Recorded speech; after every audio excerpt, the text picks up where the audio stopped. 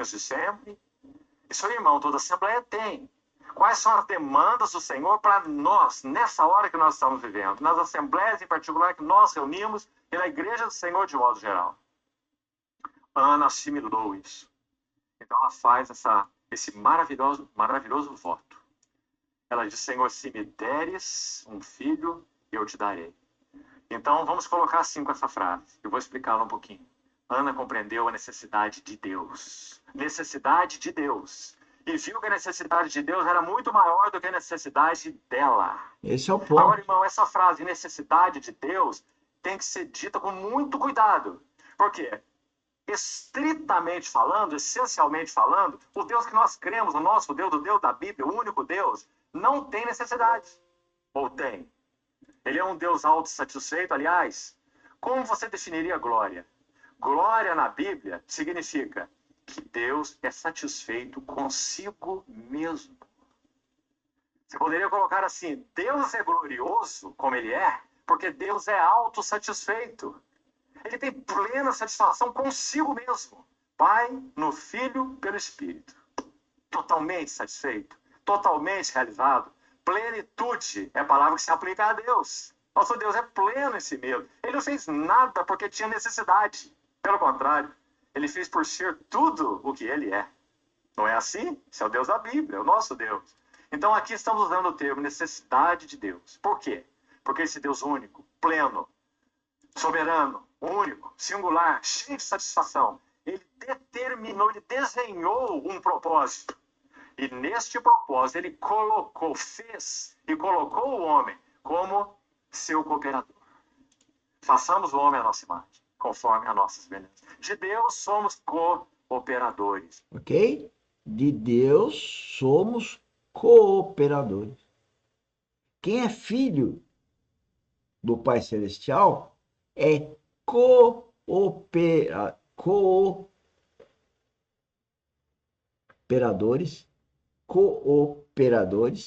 cooperam com a vontade de Deus. Como eu posso cooperar com a vontade do meu Pai Celestial se eu não ouço com meus ouvidos espirituais o Pai espiritual, o Pai Celestial? Como?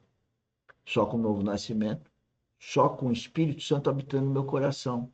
Vida espiritual, é o que nós pregamos aqui na academia, é o que nós treinamos aqui, vida espiritual. Agora, vamos no plano horizontal. E o filho que rejeita o pai?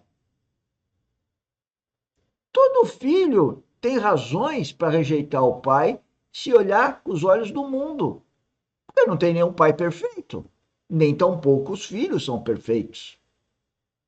Agora, o inimigo faz com que os filhos olhem os pais para imperfeição ou erro do pai, para exatamente rejeitá-lo. Isso é inimigo.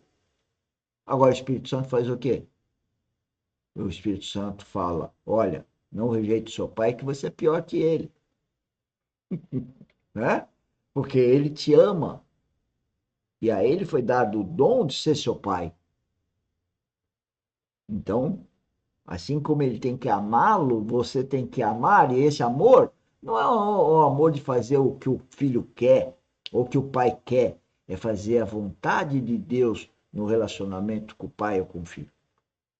E aí que o inimigo pega os filhos que rejeitam os pais, e os pais se sentem rejeitados e acabam rejeitando os filhos. Daí, se o pai não tiver uma vida espiritual e compreender como o inimigo age na própria cabeça e na cabeça do filho, eu estou falando plano horizontal, ele acaba tendo uma cisão, uma briga, um desencontro. Isso vale não só entre pais e filhos, mas vale entre irmãos de sangue, entre amigos, entre cônjuges, porque é o inimigo que coloca um contra o outro, para que um menos privilegiado, por não ter uma vida espiritual, ataca o outro no que o outro tem fraqueza.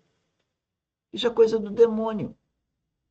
Porque todos nós temos fraqueza, todos nós somos uns trapos, e que temos que ser recondicionados, temos que ser metamorfizados, e só fazemos isso se tivermos o Espírito Santo. Isso vai dizer Paulo. Então agora o termo necessidade pode se aplicar. Porque se o homem foi feito para cooperar com Deus, ele não coopera com Deus, então Deus tem necessidades. Não essencialmente falando, não é?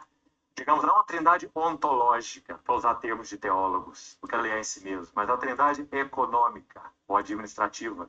Dentro do seu propósito, então, ele tem necessidade de cooperação, ele tem necessidade de servos que se consagrem, porque ele ligou o cumprimento do seu propósito eterno ao homem.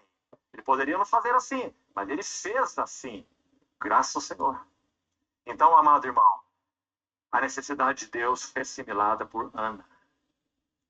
Então, veja, ela compreendeu que, digamos, quanto a ela tinha necessidade de um filho, não é? Isso é desejo do seu coração. Mas ela viu algo maior. Ela viu que Deus precisava de um profeta. Deus Ou precisava... seja, ela abriu mão da vontade dela para fazer a vontade de Deus. Ah, querido irmão, será que tem sido assim no nosso coração? Deus tem carecido de profetas nos nossos dias? Tem, irmão, ou não? Deus tem carecido de verdadeiros sacerdotes na sua casa ou não? Ou está tudo bem? Ou a glória de Deus já foi Não recuperada? está tudo bem, tem tudo por fazer. Ou nossas assembleias têm sido realmente encabeçadas pelo nosso Senhor Jesus? Ou nossos corações estão se tornando cada vez mais agradáveis ao Senhor? Irmão, amado, não é essa a nossa percepção. Nossa percepção é que estamos num campo cruento de batalha. E o inimigo do Senhor tem sido feroz no meio da igreja, para aniquilar o testemunho do Senhor Jesus. Ele tem acendido luzes brilhantes que têm cativado os nossos corações. E nós vamos usando desculpas e subterfúgios. É só um tempo, é só mais isso, é só mais aquilo, é só mais esse projeto, é só mais esse passo. E nós estamos como Ló. Ló também foi de passo em passo. Gênesis 13 diz que Ló foi armando as suas tendas. Está vendo o processo?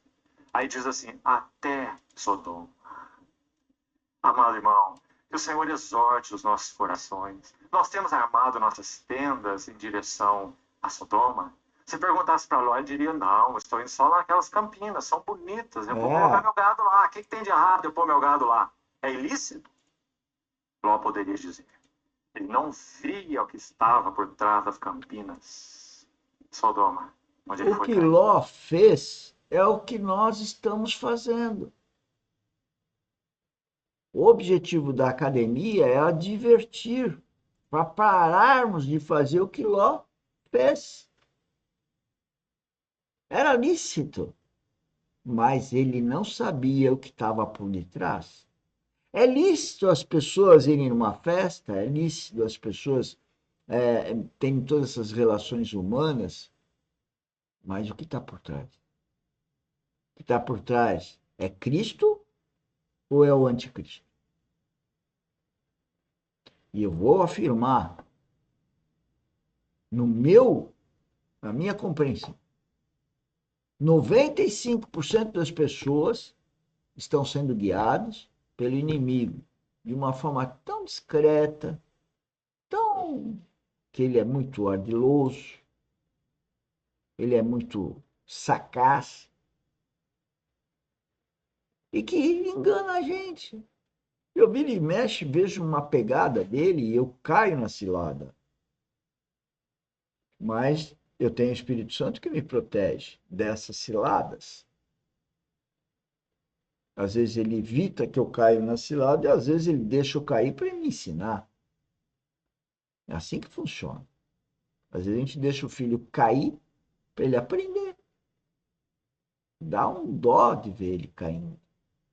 Mas é para ele se desenvolver. Isso com um filho vale como filho que nós somos de Deus, se nascermos de novo. Senão, nada feito com Deus, né? Não sou eu que avalio isso. Isso é o mundo aos nossos olhos. Tudo lícito, cativante. Sodoma por trás dele. Irmão, que o Senhor tenha misericórdia da sua igreja nessas horas que nós vivemos. Que nossos corações sejam ajudados, irmão. Nós tendemos a ouvir essas coisas e esquecemos delas ali na porta, quando o telefone toca. Interesses, projetos, mais. Que o Senhor nos ajude a lembrar o que aconteceu com Ana. Ana compreendeu a esterilidade de Deus, do seu testemunho, do seu nome. Então, falando do último princípio,